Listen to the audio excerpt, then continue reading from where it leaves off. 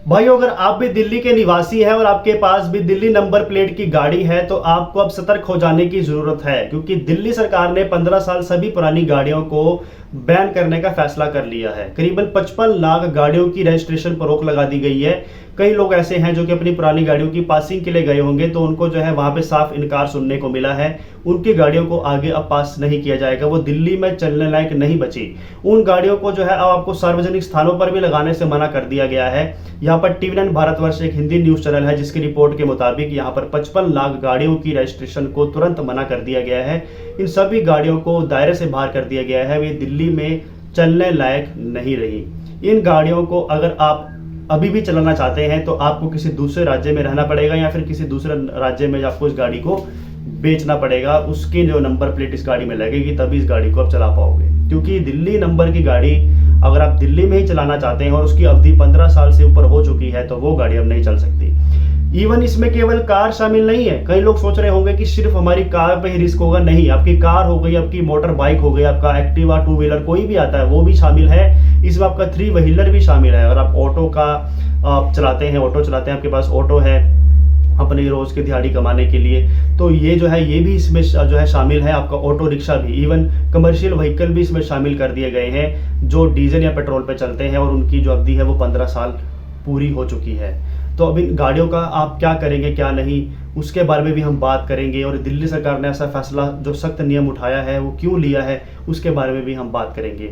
अगर आप चैनल में पहली बार आए हैं तो सब्सक्राइब करें, बेल आइकन को भी प्रेस करें, ताकि हमारी वीडियोस के नोटिफिकेशंस आपको आगे भी प्राप्त होते रहे। देखिए, दिल्ली सरकार का यहाँ पर ये मानना है कि जो पोल्यूशन है वो काफ़ी फैलता जा रहा है, और दिल्ली में सबसे बड़ी जो प्रॉब्लम है वो पोल्यूशन की ही है। और इस पर जो है सरकार सख्त कार्रवाई करना चाहती है कि दिल्ली का जो पोल्यूशन है उसे किस हद तक कम किया जा सकता है। लेकिन मेरा यहाँ पर ये मानना है कि दिल्ली में जो पोल्यूशन हो रहा है उसकी एकमात्र वजह गाड़ी नहीं हो सकती। हाँ, मानते हैं दिल्ली में भी जो लोग हैं वो उसकी जो आबादी है वो काफ़ी ज़्यादा है लोगों की, और जो गाड़ियों की संख्या है वो भी कई गुना ज़्यादा हो सकती है।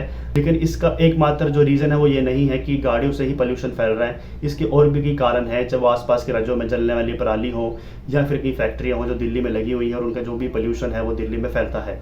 तो ऐसे कई और फैक्टर्स भी हैं जिस पर केंद्र सरकार को काम करना चाहिए। एकदम से लोगों के ऊपर आप जो है रोकथाम करने से कोई मेरे ख्याल से फैसला नहीं होगा। मेरे ख्याल से सरकार को यहाँ पर सोच विचार करने के बाद ये एक अंतिम फैसला लेना चाहिए था। लोगों को मौका देना चाहिए था, लोगों को एक डेडलाइन देनी चाहिए थी, ताकि लोगों के पास एक समय सीमा हो कि वो उससे पहले पहले अपनी गाड़ियों को बदल लें। लेकिन यहाँ पर गवर्नमेंट ने पहले ही कह दिया था कि वो एक नया कानून पास करेंगे, जिसमें 15 अगस्त 2025 से जितनी भी आपके थ्री व्हीलर गाड़ियाँ हैं, चाहे वो ऑटो रिक्शा हैं, कुछ भी हैं, उनको आपको पेट्रोल डीजल से या सीएनजी से कन्वर्ट करवा के बैटरी में करवाना होगा, तभी वो आप दिल्ली में चला पाओगे। नहीं तो उन ऑटो पे भी बैन हो जाएगा। और अभी रिसेंटली जो इन्फॉर्मेशन आई है वो यही है कि दिल्ली में जो भी लोग गाड़ियां पास कराने जा रहे हैं उनका रजिस्ट्रेशन रद्द हो रहा है, जो 15 साल की अवधि पूरी कर चुकी है। यहाँ पर जो है केंद्र सरकार या दिल्ली सरकार ये भी कह रही है कि इन गाड़ियों के जो पेट्रोल डीजल है वो भी नहीं मुहैया करवाया जाएगा। अगर आप इन गाड़ियों को पेट्रोल या डीजल पवाने के लिए लेके जाते हो तो इन पे जो है आपको साफ इनकार सुनने को मिलेगा। इन गाड़ियों के लिए जो है आपको पेट्रोल डीजल भी नहीं मिलेगा। इवन इन गाड़ियों को आप सीएनजी पर भी रन नहीं कर पाओगे। और यहाँ पर उन्होंने ये भी कह दिया है कि इन गाड़ियों को आप जो है सार्वजनिक स्थानों पर भी पार्क नहीं कर पाओगे। मान लीजिए मल्टीप्लेक्स में मूवी देखने जाते हैं, वहाँ पे जो पार्किंग दिखती है, या और कहीं आसपास जो भी पार्किंग है दिल्ली में, वहाँ पे आप जो इन गाड़ियों को नहीं लगा पाओगे। इन गाड़ियों को आपको लगाने के लिए अपने निजी पार्किंग को चुनना होगा। अब कई लोगों के घरों के आगे कहीं पर पार्किंग होती है, या कई लोगों की कोठियों के घर पे भी पार्किंग अवेलेबल होती है गाड़ी की, तो वहाँ पे इस गाड़ियों को पार्क करना होगा। और अगर आपको लगता है कि आपके पास इस गाड़ी को लगाने के बाद पार्किंग नहीं बचेगी, तो आपको इस गाड़ी को स्क्रैप करना ही एकमात्र विकल्प बचेगा। इस गाड़ी को पहले आपको कबाड़ में बेचना होगा, उसके बाद जो आपके पास स्पेस अवेलेबल होगी उसके लिए आपको एक नई गाड़ी को खरीदना पड़ेगा। या फिर आपके पास सबसे अच्छा ऑप्शन ये है कि इस गाड़ी को सही समय पर आप कम कीमत में भी बेच सकते हो। थोड़ा सा घाटा ज़रूर होगा, लेकिन आप जो है इन गाड़ियों को किसी दूसरे राज्य में बेच के उससे अच्छा खासा पैसा कमा सकते हो। या फिर आपके किसी स्टेट में, दूसरे राज्य में कोई जान पहचान का व्यक्ति रहता है, तो उसको भी आप जो गाड़ी है वो कम कीमत में बेच सकते हो। थोड़ी सी जो है कीमत डाउन करके आप जो है दिल्ली नंबर की गाड़ी दूसरे राज्य में बेच सकते हो, उससे आपको अच्छा खासा पैसा मिल जाएगा। क्योंकि दूसरे राज्यों में अभी तक ऐसी कोई भी नियम कानून लागू नहीं हुआ है जो दिल्ली में लागू हो रहा है।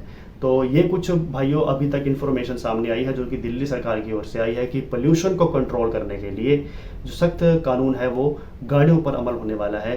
कोई भी किसी भी तरह की कोई गाड़ी हो, चाहे वो 2 व्हीलर है, वो 3 व्हीलर है या 4 व्हीलर है, चाहे वो कमर्शियल व्हीकल भी क्यों ना हो, उन पर जो है आपके लिए शिकंजा कसना शुरू हो चुका है। ये फैसला आपको कैसा लगा दिल्ली सरकार का पोल्यूशन को नियंत्रण करने के लिए? आप अपनी राय ज़रूर दीजिए। लेकिन मेरा यहाँ पर ये मानना है कि 15 साल में गाड़ियों का कई बार कुछ नहीं बिगड़ता। कुछ लोगों की मान लीजिए हो सकता है कि कंडीशन गाड़ियों की जो है वो काफ़ी रफली यूज़ करते हैं, कंडीशन ख़राब हो सकती है, लेकिन हर किसी को हम यही मानकर चलें ऐसा नहीं। कई लोग जो है वो गाड़ियों को काफ़ी सलीके से, काफ़ी प्यार से चलाते हैं।